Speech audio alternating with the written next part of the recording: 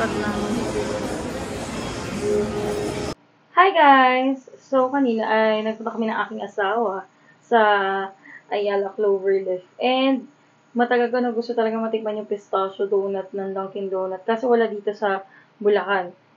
And lately lang nila nirelease. Hindi naman ako nakakapunta sa mga Dunkin' Donuts branches dito. So, tinry ko na kung meron doon. And nung pagkita ko, meron pa akong, na-intriga ko kasi meron silang specific lalagyanan doon sa Dunkin' na parang mga siya, yung special donuts. And meron pa akong nakitang dalawa pa doon na very interesting. So, tatry natin siya today. So, di ko sure kung alin dito yun. Pero, kung ano man yung mabubuksan ko, sasabihin ko yung pangalan niya. So, unahin muna natin to. Very, accommodating yung nag-assist sa akin doon, si Mr. Tony. Nakakatuwa siya talaga. So, kung pupunta kayo ng Ayala Cloverleaf, yung makikita niyo si Mr. Tony. So, yan. Ito yung pistachio, chocolate pistachio. For its price na 120, well, decent naman yung size niya. Okay naman. And may pistachio talaga siya sa taas. And, okay, let's see if okay talaga siya. Meron naman siyang mga real pistachio sa taas. And, let's taste it.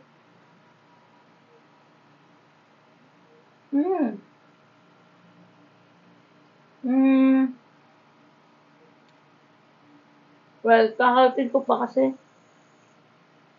Hindi ko pa natitikman yung nasa loob talagang pistachio cream. Another bite.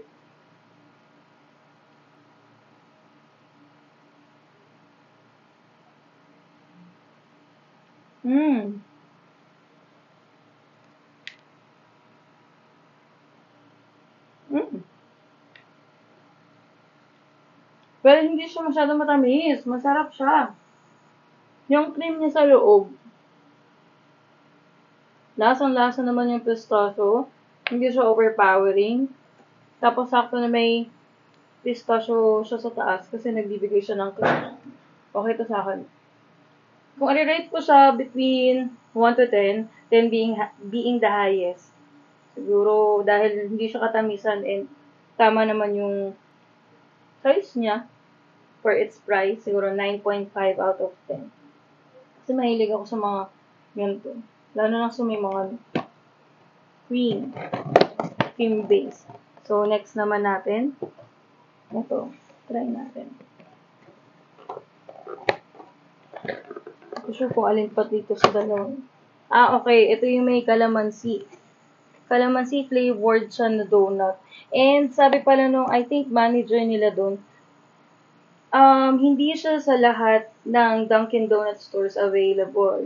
Parang, dito sa Manila, parang 3 stores lang daw yung meron. And, tingnan natin. Ito daw ay lemon. Naku, parang may laman din siya sa loob.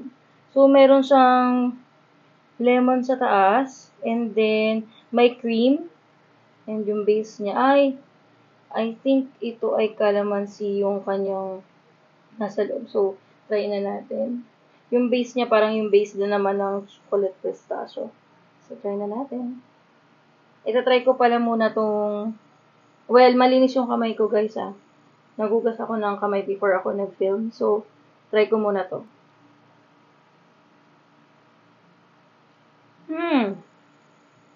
Sarap naman siya. Okay naman. Okay naman siya. So, try ko na rin tong donut.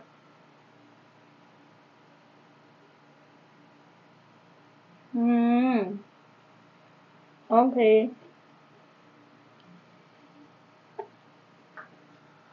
Well, para sa mahilig sa mga citrusy na donuts, yung mga pineapple, yan, yung strawberry, ganyan. Ito, bagay to sa inyo kasi siya more on fruity type siya ng donut. So, try nyo na din siyang kainin if you want yung mga citrusy and yung mga medyo, nandun siya sa medyo maasim na side. So, yun, try nyo na din. Hindi kasi ako masyadong, fan ng mga ganito. Pero, sakto naman yung lasa niya. And, siya, nakaka-cleanse siya ng palate. Ito, itong mga nasa taas na to. So, for me, it's 8 out of 10. So, next na natin. So, meron tayong chocolate pistachio here. Ayan. And then, ito yung may calamansi na may lemon on top. And ito yung last. Ito yung mango Bavarian. Bago din to sa kanila eh. And pahaba naman siya. And may pistachio din siya sa taas. Meron tatlo. I love you. Ang lakas maka I love you nung ano nila. So, mahaba siya. Yeah. So, may cream din siya. Then, I think yung nakadrizzle sa kanya is mango. And we also have pistachio nuts. Yung buo talaga. So, try na natin.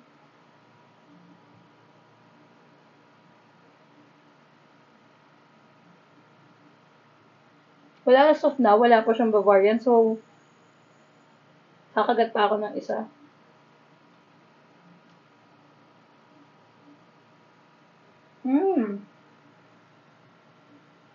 Guys, ang sarap.